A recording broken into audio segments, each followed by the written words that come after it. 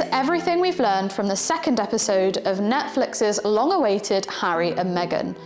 Where the previous episode mainly spotlighted Harry, I think we can call episode 2 Meghan's episode. Meghan's mum, Doria, appears for the first time, describing the challenging time they've been through. Meghan describes herself as a nerd growing up. This is an important counter to this narrative we've seen a lot of in the press, that presents her as this image-focused, fame-hungry Hollywood actress. We see photographs of her as this cute, somewhat geeky theatre kid who got straight A's and scribbled a letter to a detergent company when she was in elementary school because she thought their advertising was sexist. I don't think it's right for kids to grow up thinking these things, that just mom does everything. The couple are very clear that Meghan was enjoying a relatively low-key existence in Toronto before she met Harry. She might be recognized in the supermarket, but that was the extent of it.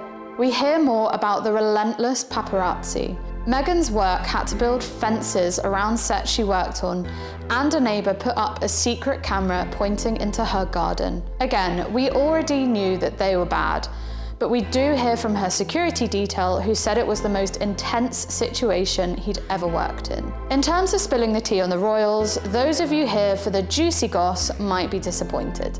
But there were a couple of coded digs at Wills and Kate.